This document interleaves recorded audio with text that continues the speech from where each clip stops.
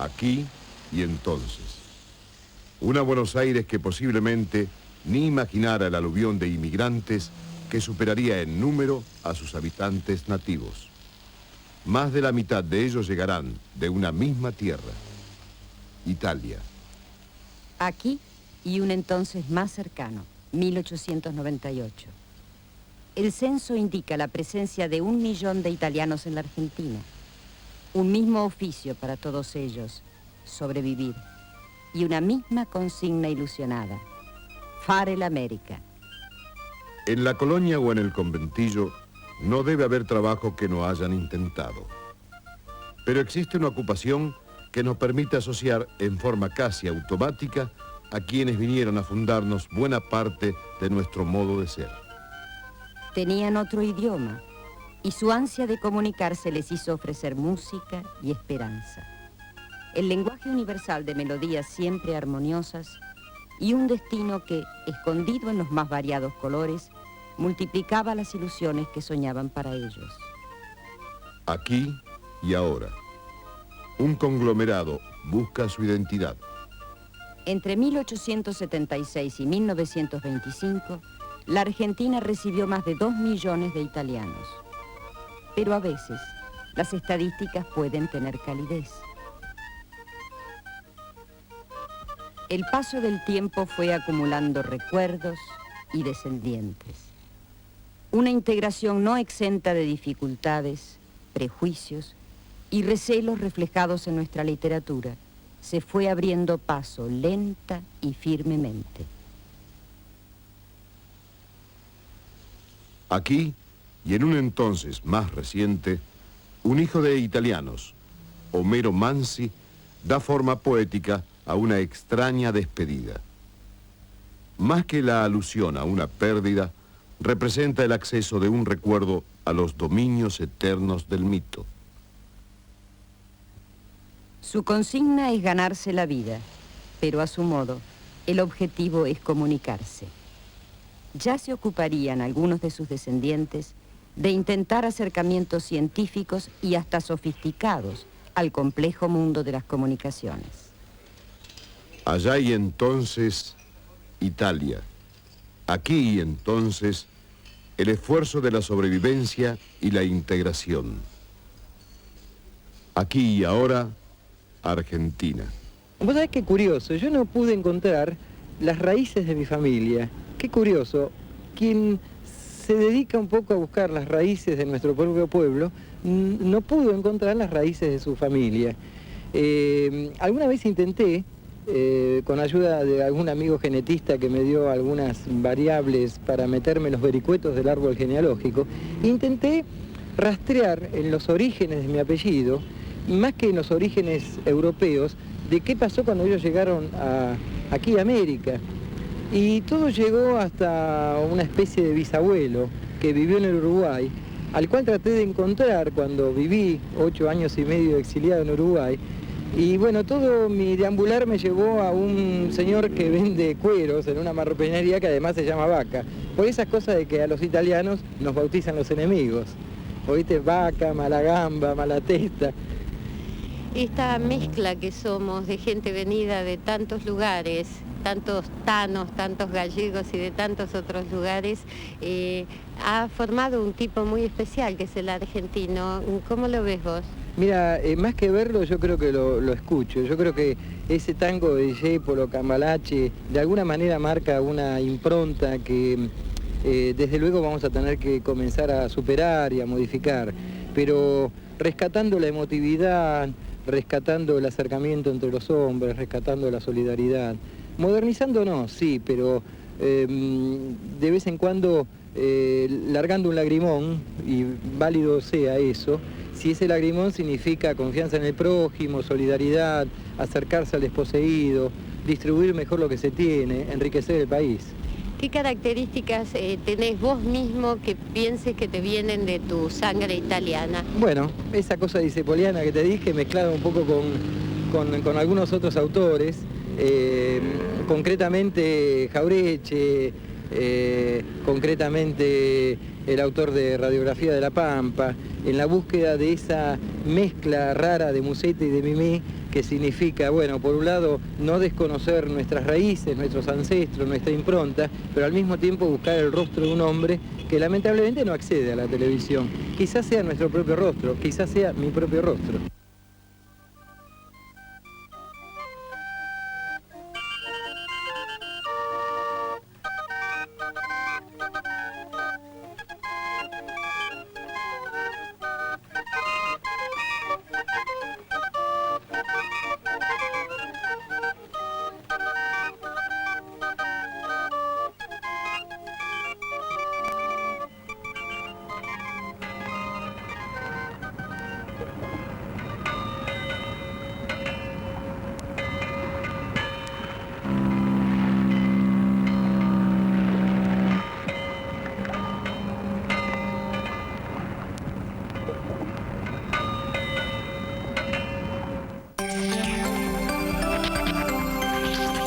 Palabras que llegan al corazón. Este viernes, en día y horario especial, a las 8 de la noche, Pepe Eliashev recibe a la doctora Liliana de Riz. El voto es lo único que universaliza a los ciudadanos. Somos todos iguales. Es el único lugar en el que todos somos iguales. Provocaciones 2001, viernes 20 horas, por Canal 7 Argentina.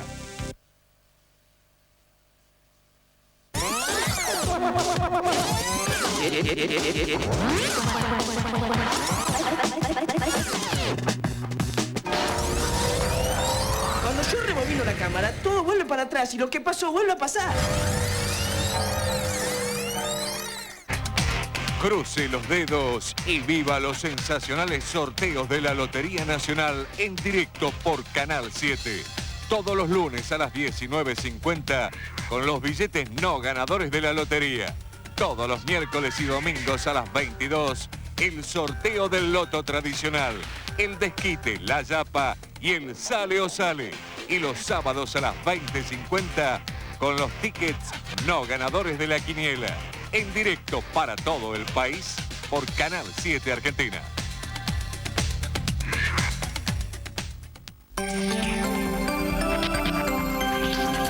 Hay un tema muy duro que se debe conocer, el abuso sexual de los menores.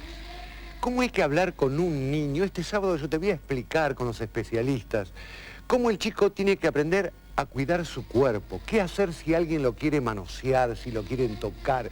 Vamos a hacer toda la prevención del abuso sexual. Además, una nota especial en Santiago del Estero, cómo se vive en los ranchos. Fuimos a un pueblo, chicos, adultos, cómo están viviendo en los ranchitos. Vamos a hablar de todas las medidas preventivas de los primeros auxilios, qué es una infección urinaria y mucho más. Este sábado, minutos antes de las 12, por la salud de nuestros hijos, ¿dónde? En Canal 7 Argentina.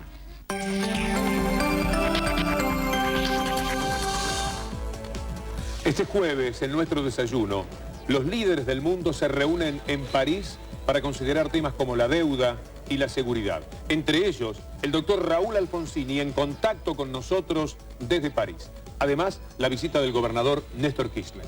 Y si querés adelgazar porque viene el verano, yo te cuento que viene el doctor Olmedo y nos propone una dieta que te permite eliminar todas las grasas. Y además te contamos qué pasa con el tránsito y cómo está el tiempo.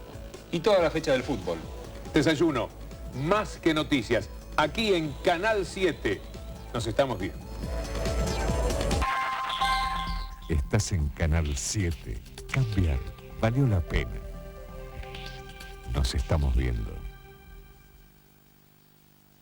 En nuestro tiempo, gobernar es crear trabajo. ¿Quieres que juntos lleguemos a ser una hoguera?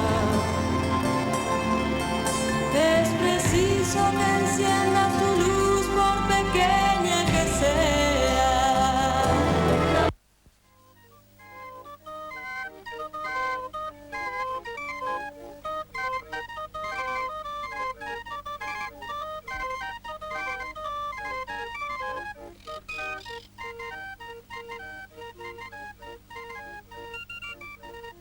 El casi mítico Tano se asocia indefectiblemente con el conventillo y el sainete. Basta cerrar los ojos para ver al inmigrante italiano de ojos pícaros, sonrisa bonachona y bigotes en manubrio. Pero poco tiene que ver este simpático y dicharachero prototipo con el campesino italiano que sabía que estaba en manos del tiempo. Entrenado en la paciencia de aguardar la cosecha y en la mezcla de coraje y resignación frente a heladas y sequías, transmitió a sus descendientes esa mansedumbre que no es sumisión, ese aceptar que no es conceder. Gran número de italianos hundió sus raíces, recién expuestas al desarraigo, en el interior. El interior, esa palabra absurda que solo refuerza el concepto de que la capital le es exterior. Cambiaron terrenos exhaustos por terrenos vírgenes, y allí se quedaron. Sí, yo vine en el año 1927. Yo tenía 6 años, mi padre había llegado acá al país en 1923 y había comprado una quinta acá. Y nosotros vinimos directamente a esa quinta, que es en la misma colonia de Sarandí. Bueno, en esa época se cultivaba de todo, acá se cultivaba porotos, chaucha, tomate, morrones, muchas clases de verduras. Pero desgraciadamente, como esto es una zona inundable, después con el correr del tiempo, esto se fue dejando eso, porque a lo mejor usted tenía la cosecha para cosechar, venía una inundación y se llevaba todo. Y entonces después se buscó la forma de ir adelantando o buscar la forma de hacer otras cosas para poder vivir. Entonces ahora en estos momentos todo el sembrado de acá de la zona es radicheta. ¿Y a dónde lo venden? En el mercado central. Hace muchos años que hay italianos en esta zona, ¿no es cierto? Sí, en el año 1890 empezó el señor Paisán, y esto era todo bañado, empezó a hacer canteros, a toda fuerza de brazos, y después vinieron más emigrantes, primero vino un tío de él, después empezaron a venir gente genovesa, piamontesa, polacos, portugueses, y se fue poblando la zona de a poco, siempre a base de trabajo, y bueno, y aparte, imagínense, esto, a ser tan inhóspito, como quien dice, no teníamos camino, se tenía que sacar todo a base de canoas, a base de sacrificio, era mucho sacrificio que se hacía. ¿Le hubiera gustado volver a vivir otra vez en su país? Sí, la verdad que sí. A pesar de que tengo toda mi familia formada acá y me honra de estar en Argentina, pero usted sabe que la tierra siempre tira a pesar de todo, ¿no? Señala Gerardo Álvarez que a partir de la fundación de Esperanza en 1856 y luego San Jerónimo y San Carlos, siguieron decenas de colonias agrícolas en Santa Fe, Córdoba, Buenos Aires y Entre Ríos.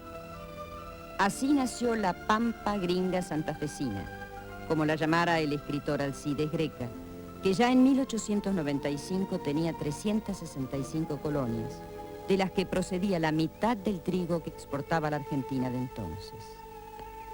De los casi 400.000 habitantes que en aquella época tenía la provincia, el 40% eran extranjeros, y entre estos, el 65% italianos. En el censo de 1887, la colectividad superaba el número de criollos en un 30%. Pero además de estos grandes asentamientos, innombrables zonas del país se vieron favorecidas por el aporte de la inmigración italiana. Tal el caso del Gran Buenos Aires. Bueno, yo llegué del año 50, el 28 de enero. Y acá tenía tío, que era muy bueno y nos queríamos mucho. Y yo había pasado la guerra, ¿vio? Y había quedado un poquito demoralizada por mucha desgracia que me pasaron. Entonces me vine acá me encontré bien. Muy bien. ¿Usted pasó toda la guerra en Génova? Sí.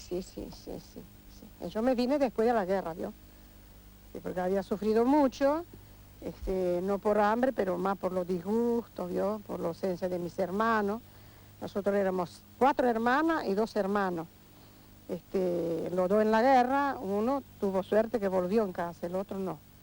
Después también, aparte de todo, tenía a mi novio, ya teníamos todo para casarnos.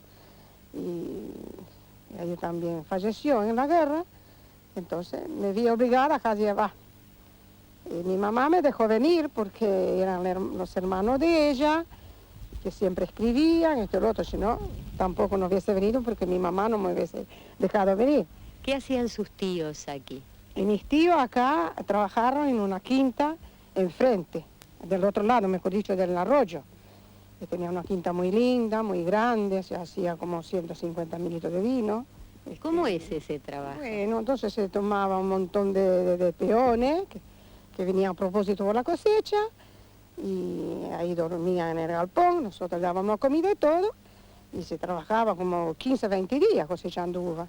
Y después que la cosechábamos, la poníamos en el galpón, y la molíamos a máquina, pero a mano, ¿vio?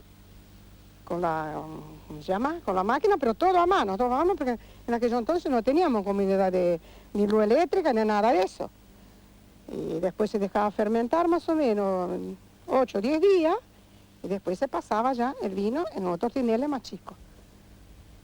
Y después con eso se vivía, aparte se sembraba también tomate, en la época de los tomates, por ejemplo morrones, poroto también. ¿Estas quintas en las que ustedes están hace tantos años no son de ustedes las tierras? No, nosotros somos colonos. Sí, que mis tíos habían ya alquilado ellos un tal de Marchi del año 800. Ahora acá estamos. Vamos a ver si tenemos esperanza de empezar otra vez, ¿ya? Inmigrantes italianos, agricultores, campesinos, chacareros. Frente a ellos y a su impensable capacidad de trabajo, el gobernar es poblar. Deja de ser una frase vacía. Su ritmo empecinado y manso, transmitido a sus hijos y a los hijos de sus hijos, forma parte de esa identidad que no es una definición, sino un patrimonio.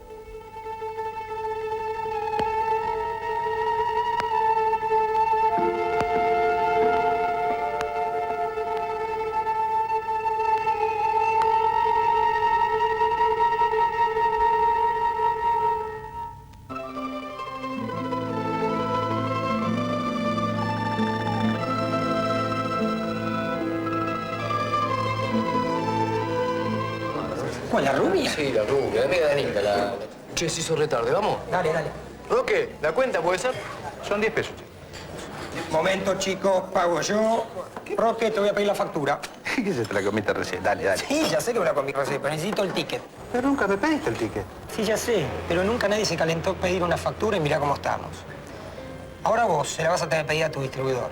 Y él se la va a tener que pedir a su fabricante. Como debe ser. Basta. Tenés razón, querido. Coco, el ticket para los chicos. Vamos. Gracias. Algún día tenemos que empezar a hacer las cosas bien. Detrás de cada factura que no pedís, hay un evasor que no nos deja crecer. La próxima vez, pedí tu factura. Este jueves, en Hora Infinito. Con su último aliento hizo su primer milagro. Salvó de la muerte nada menos que al hijo de su asesino. Antonio Mamerto Gil Núñez, el Gauchito Gil. Un desertor perseguido o el Robin Hood criollo. Una producción original de la señal Infinito. Este jueves a las 21. Por Canal 7 Argentina. Estás en Canal 7. Cambiar valió la pena. Nos estamos viendo. Humanista, el partido de la no violencia. ¿Una política diferente? Eso es lo que necesita el Senado de la Nación. Gente nueva, fresca, decente, con una fuerza capaz de producir las transformaciones que los argentinos queremos. En las elecciones de octubre, voten humanistas. Liliana Ambrosio, senadora nacional, Partido Humanista, lista 22.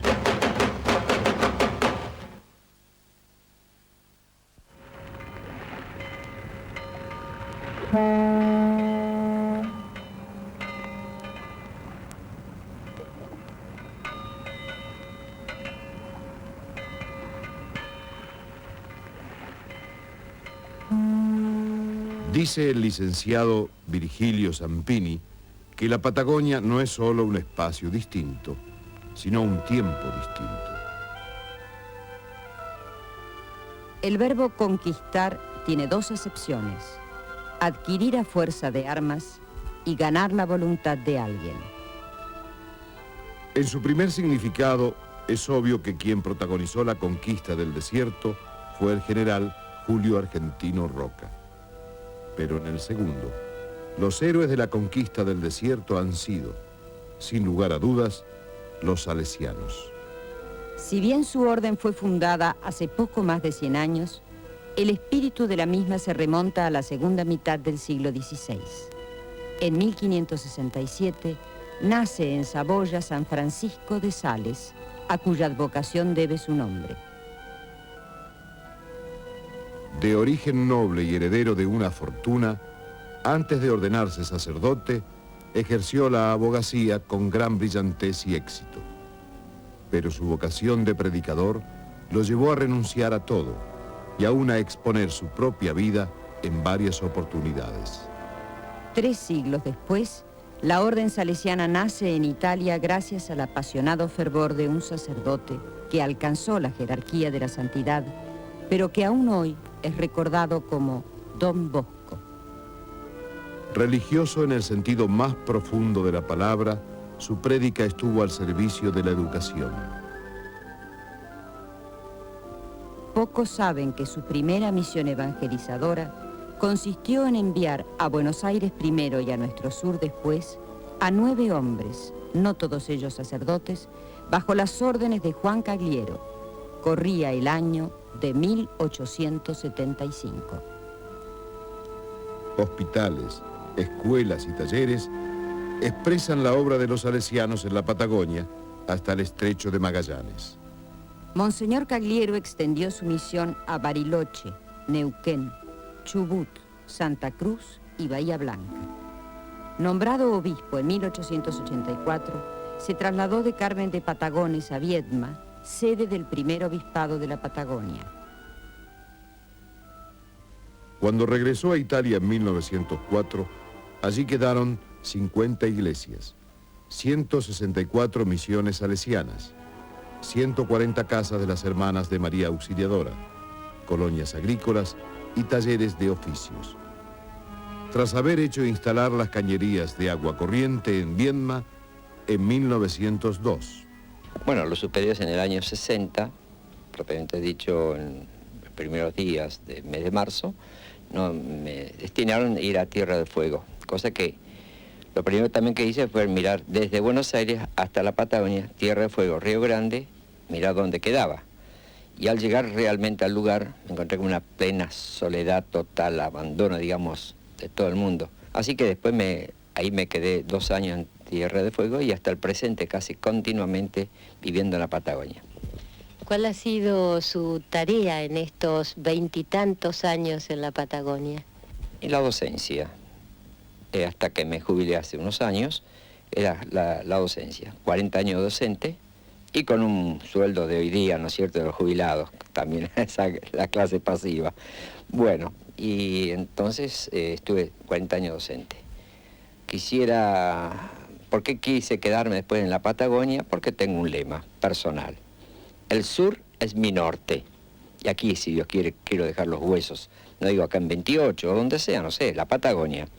¿Qué es 28, así como usted me lo dice? 28 de noviembre es la fecha de, mejor dicho, el título, el nombre de una población de acá, el extremo sur de la Patagonia, en el tercio austral, en que recuerdan un dato, digamos, histórico de la provincia en que se promulgó la constitución provincial en este territorio, cuando fue creada como gobernación. ¿Esto es un pueblito de cuántos habitantes, más o menos? Calculo 3.500, 3.600 personas, que según me dicen referentes de distintas personas, me dicen que día a día están llegando nuevos habitantes, digamos. Padre, ¿cuál cree usted que ha sido el aporte más importante que la obra salesiana hizo en este país? Bueno, fue en la Patagonia donde vinieron los primeros salesianos enviados por Don Bosco directamente. y un tal Monseñor Fagnano. Aquí en el extremo sur fue el capitanejo, como decían los indígenas, ¿no es cierto? Pero fue el que hizo obra, fundó muchas escuelas, y calcule que hace más de 100 años han llegado los salesianos acá en la Patagonia y no había gas, no había petróleo, no había coches, había pura carreta o a caballo, sulky, con estos fríos, no había estos medios que contamos hoy día para cuidar un poco del frío. ¿Por qué a los salesianos les interesa tanto la educación de la gente? Bueno, es una característica de tener un contacto con la juventud, principalmente. Y eso don Bosco, el fundador, cuando dio este tipo, digamos, de vivencias, la quiso hacer con los niños pobres y abandonados. Decir que semejante obra es la concreción de un sueño no es hacer una metáfora, porque San Juan Bosco emprendió su aventura espiritual a raíz de un sueño que sus biógrafos ubican entre 1871 y 1872. En él vio el paisaje despoblado de la Patagonia y la situación más desolada aún de sus aborígenes. Investigó entonces el material a su alcance, sin mayores resultados, hasta que una conversación con el cónsul argentino en Saboya le dio la clave. La región era, con toda seguridad, la Patagonia. Muchos no italianos han ingresado en la orden salesiana, pero en cada uno de ellos está el recuerdo de aquellos primeros 10 que llegaron de Italia el 14 de diciembre de 1875 a bordo del barco que se llamaba como el lugar donde nació San Francisco de Sales, Saboya. En la Patagonia surge la figura que recorrería el mismo camino de santidad que cumplirá don Bosco. Hijo y nieto de caciques que lucharon encarnizadamente por lo suyo, el llamado Lirio de la Patagonia, Seferino Namuncurá, se ha transformado en guía espiritual de quienes seguimos luchando por lo nuestro. Don Bosco no se equivocaba. La Patagonia sigue siendo una extensión que no tiene otro límite que nuestras ganas de crecer.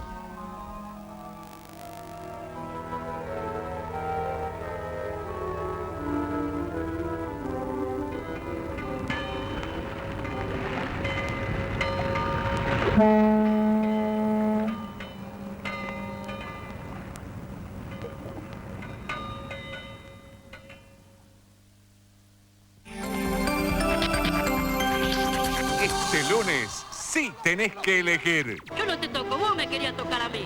Te claro, a mí no me gusta que me toquen. Tocarte, ni loco. Los Intocables. Todo por 2 pesos. Porque el año pasado todos los actores se colgaron el cartelito que decía aguante la ficción. Y ahora Rani se colgó un cartelito que dice aguante el canelón. Con Mario y Marcelo. Un 1 de octubre, Susana Rocasalvo pisó una banana y se rompió el... Lunes, 23 horas, por Canal 7 Argentina. ¡Buenísimo!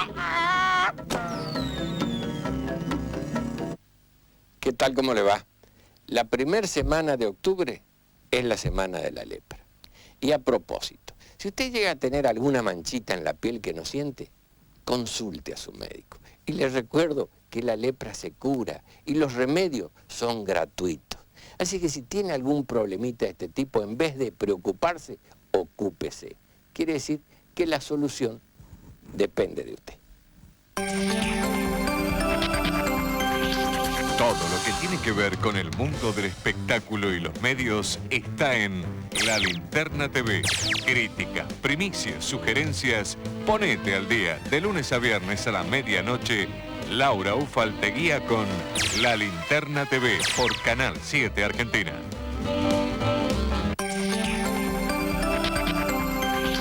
Buenos Aires, sus calles, edificios, su vida cotidiana, sus personajes, costumbres y lugares. Un recorrido por sus barrios, su poesía y los protagonistas de la bohemia porteña.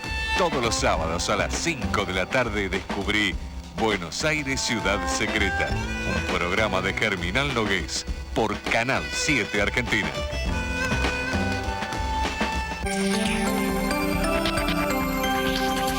La publicidad informa, entretiene, divierte, hace pensar. La publicidad también es vanguardia y es transgresión. Está incorporada a nuestra cultura.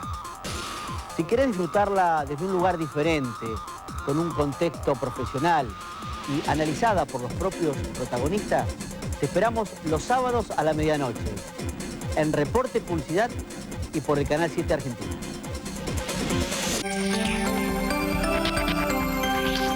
En Canal 7, los domingos se viven jineteando.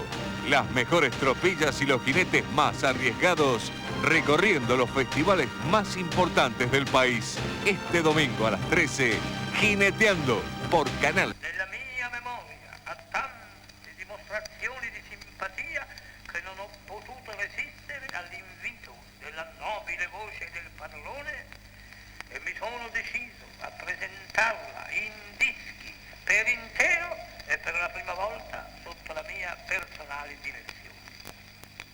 Volver atrás no siempre significa retroceder.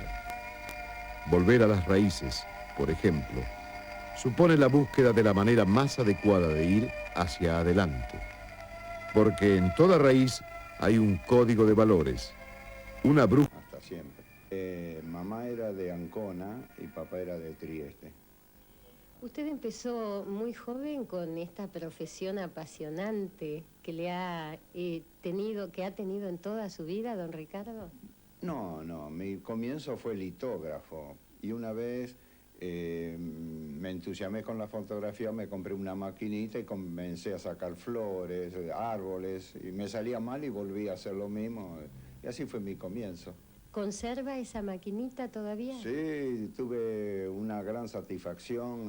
El comienzo mío fue con esa máquina. Llegó un momento que quise mejorar, me estaba agrandando y la vendí. Y ahora cuando hice la muestra de mis 50 años, se me presenta este señor Abaca, amigo, que le había vendido yo la maquinita, me la trae una cosa envuelta. Me dijo, Alfieri, esto es para usted. Digo, no te hubiera molestado. Yo pensé que era caramelo, no sé. Y cuando lo abro me encontré con la máquina que hacía 50 años que yo la había vendido y me la devolvió. Y dijo, esto tiene que ser para usted. A través de todos estos años de profesional, usted ha juntado muchos amigos y muchos recuerdos. Recuerdos, tengo muchísimos, tengo 86 camisetas de fútbol, de todo, de buena persona y buen amigo. ¿Por qué se interesó especialmente por el deporte en su profesión, don Ricardo? Bueno, me gustaba la aventura, arriesgaba, en muchas notas periodísticas arriesgaba mucho. Gente que me decía, salga de ahí, y bueno, cada cual en su trabajo. ¿Qué se necesita para pescar justo el gol, por ejemplo? Y tener amor al trabajo. Y rapidez e intuición. Bueno, eso viene con el entusiasmo que uno tiene en el trabajo. Cuéntenos de la exposición que en el año 86 se hizo en la ciudad de Buenos Aires. Bueno, hablar yo de eso me parece que queda un poco feo porque es hacerme propaganda yo mismo. Pero cuénteme lo que significó para usted. La gran satisfacción es del Centro Cultural de que el récord de visitantes a la muestra era de 10 famosos pintores argentinos. Habían hecho una muestra y en 21 días complementaron 12.000 personas. Yo en 21 días que se hizo la muestra, me faltaron 118 para 70.000 personas. Así que eso lo hubiera hecho en la cancha de River, llenaba la cancha de River. Allí habría seguramente algunas de las que son sus fotos más famosas, tal vez más queridas por usted. ¿Cuáles son esas fotos? Bueno, en realidad hay 5 o 6 que han ganado grandes primeros premios internacionales, pero está la gran foto esta, el abrazo del alma. Yo no sé si porque es fuerte la foto, es la que más aceptación tuvo. Bueno, está la muerte de un corredor en un lomo de burro en Santa Fe, la de Guillermo Vila, hay muchas fotos. ¿Alguna vez piensa retirarse de la fotografía? No, ¿cómo me dice eso? Si hoy, con 75 años, sábado, domingo hago fútbol, y si me dan fútbol me muero. ¿Qué sucedería si estas fotos hablaran? ¿Qué voces, qué sonidos, qué canciones, qué silencios se esconden en la espiral del tiempo. La memoria tiene ojos y oídos, pero por sobre todo tiene hijos fieles, los heroicos vencedores del olvido. ¿En qué consiste este curioso trabajo que hace usted, señor Vinoia? Bueno, en realidad consiste en rescatar las cosas que el tiempo se llevó. El Museo de la Palabra tiene ese propósito. Recuperar todo aquello que lamentablemente nuestros archivos dispersos de las radios, de periódicos, en fin, no ha conseguido guardarlo. Nosotros estamos a la búsqueda de todo ese tipo de documentación, en lo que respecta a la parte oral. ¿Y cómo hace ese trabajo? Bueno, este trabajo se hace de distintas formas, ¿no? Una de ellas es trabajar con las embajadas, hacer intercambio cultural con las distintas embajadas, es decir, enviarle voces de figuras prestigiosas de nuestra literatura, política, ciencias, y ellos a su vez acercarnos las voces de grandes personajes históricos también de estos países. Además de voces que tiene registradas, ¿qué otra cosa hay en su museo? Bueno, en nuestro museo hay diversa documentación y diversos aparatos. Entre ellos podemos decir gramófonos, fonógrafos, con sus correspondientes cilindros, ¿no? En la época anterior al disco plano, radios antiguas, un micrófono de la primera época de la radio de 1920, rollos de pianola, es decir, una documentación variada e importante. Como descendiente de italianos que es usted, ¿le ha preocupado el tema de los inmigrantes? Sí, por supuesto, yo soy descendiente de inmigrantes por 4 costados, así, ¿no? Entonces es un tema que me interesó siempre, y una de las cosas que hace el Museo de la Palabra es recorrer los barrios y buscar esos viejos inmigrantes italianos que han traído a este país todas sus ganas de trabajar y de hacer muchas cosas, y registrarles su voz, sus experiencias, lo que pasaron en las primeras décadas de este siglo, y en fin, tener el registro vivo de estas personas que las observo así yo como que han venido, digamos, de un lugar tan distante a trabajar fundamentalmente y a hacer de esta Argentina lo que es hoy. ¿Qué produce en usted, un nieto de italianos, escuchar los relatos de esa gente? Y bueno, me produce una gran emoción porque esta gente, honestamente, por lo que pude observar directamente por mis abuelos, vinieron con tantas esperanzas e hicieron tantos sacrificios y tomaron, que lo más importante, a esta Argentina grande realmente la tomaron como su patria de adopción. Y han dejado la huella, ¿no? Usted lo sabrá, tanto que en el cine, en el teatro, en todas las manifestaciones artísticas, han dejado su huella importante. Descendientes de italianos rescatan el ayer, al mismo tiempo que otros, venidos directamente, le dan al hoy la forma y el color que le corresponde. Italia y Argentina se rescatan, se recobran y se recrean la una a la otra en un ir y venir de sueños y memorias.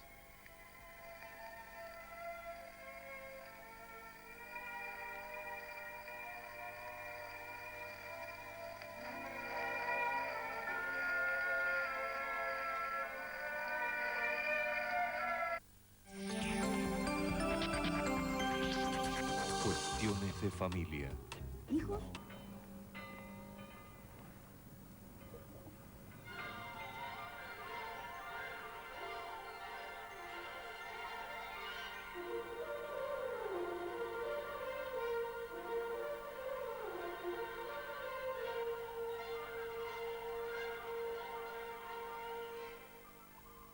Pinta tu aldea y serás universal. La frase, no por repetida, deja de tener la vigencia de toda síntesis profunda. Pero, ¿qué es la aldea y qué es lo universal? Para el inmigrante, para el doblemente extranjero.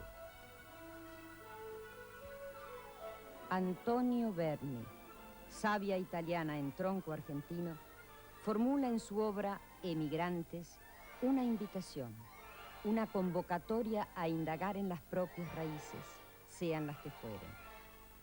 Tal vez la universalidad no sea otra cosa que la aceptación, el reconocimiento y el respeto de las diferentes nacionalidades. Para el artista, más adecuado que hablar de doble nacionalidad es hacerlo de doble intemperie. Aquí, allá, ahora y entonces se funden y confunden. ¿Italianos en Argentina o argentinos de espíritu italiano? Una pregunta condenada a no encontrar respuesta.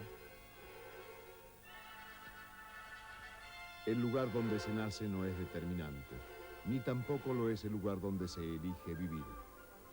Cualquiera de las tierras, esta o aquella, puede cederle a la otra el protagonismo de la obra vital de sus hijos.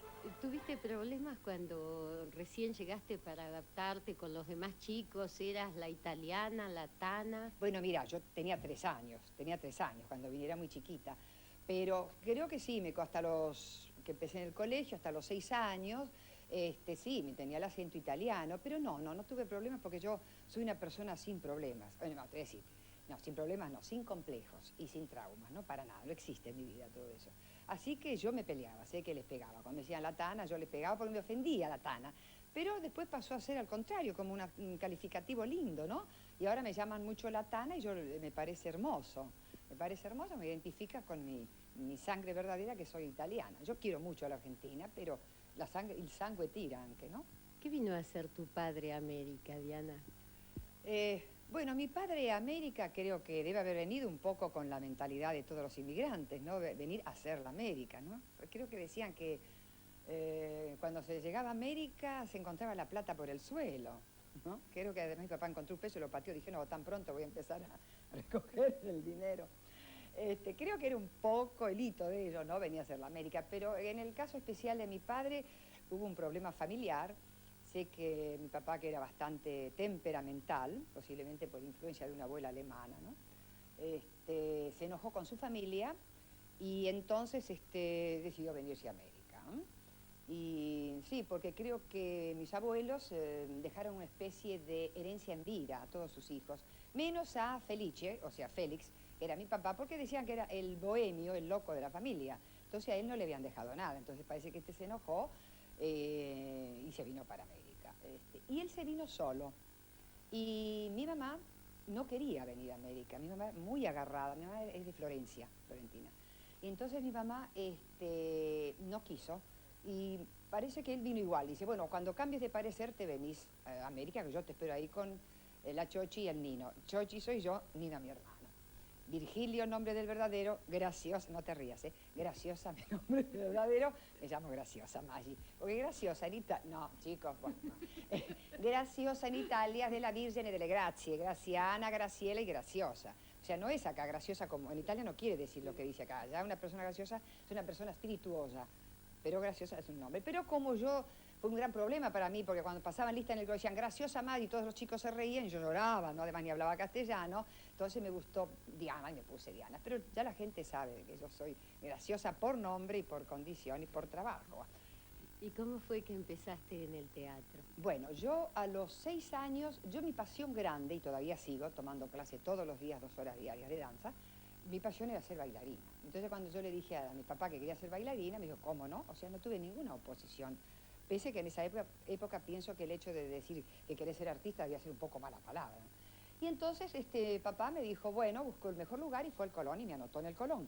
Y yo a los 6 años debuté en el Teatro Colón como bailarina clásica.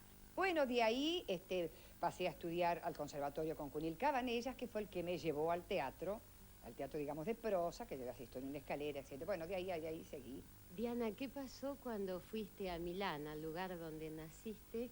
Dicen que hay una memoria en la sangre. Ya te decía, soy muy, muy argentina, adoro este país, estoy tan muy agradecida a este país, totalmente agradecida como inmigrante que soy, porque como yo siempre dije, nosotros venimos con una valija vacía y ahora yo tengo esa valija llena de cosas lindas que son mi profesión, mi marido, mi familia, los amigos y la gente y el público que me quiere tanto, ¿no? O sea, que la sangre tira, y es lo que vos decís, la memoria que hay en la sangre. Uno no puede renegar de eso, ¿no? O sea, yo nací en Italia.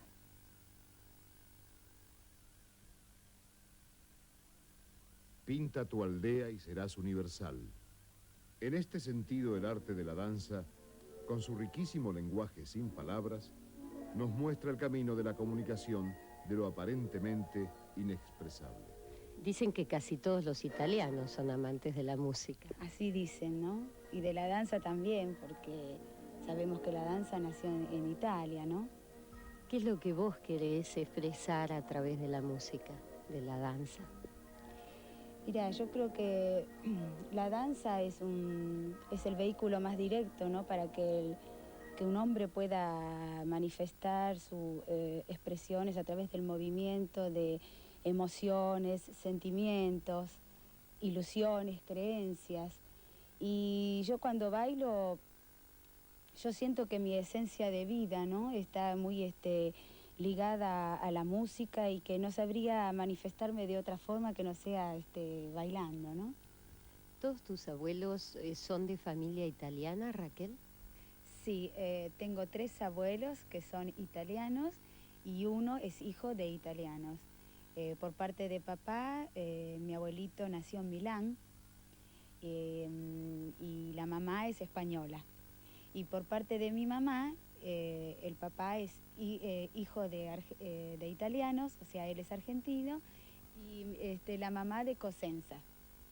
¿Conoces historias, relatos de la vida de esos abuelos? Mira, siempre he escuchado a mi abuelita cuando mamá me inscribió en el Instituto Superior de Arte del Teatro Colón a los 8 años. Mi abuelita contaba que ella es prima del famoso tenor Caruso. O sea, su papá era hermano del papá de Caruso y que conocía, ¿no? Cuando vino Caruso al Teatro Colón, ella había estado. Y por parte de papá, sé que el padre era amante de la música y por oído tocaba varios instrumentos. ¿Crees que sangre de tus abuelos italianos te han dado una herencia relacionada con la danza, con la música? Yo creo que sí, pero además reconozco que también donde he llegado es parte del sacrificio de mi madre, ¿no? A mi madre siempre le gustó bailar y en aquella época la mamá decía, no, bailarina no. Entonces ella se hizo como una promesa de que cuando tuviera hijas mujeres iban a ser bailarinas. Y tal es así que yo tengo otra hermana que ha estudiado en el Conservatorio Nacional de Danza, ella es profesora, y bueno, y yo seguí la carrera en el Teatro Colón como bailarina profesional, ¿no? Aquí, allá, ahora y entonces se funden y confunden. ¿Italianos en Argentina o argentinos de espíritu italiano? Para aquí, desde entonces y para siempre, el milagro del mutuo y eterno rescate.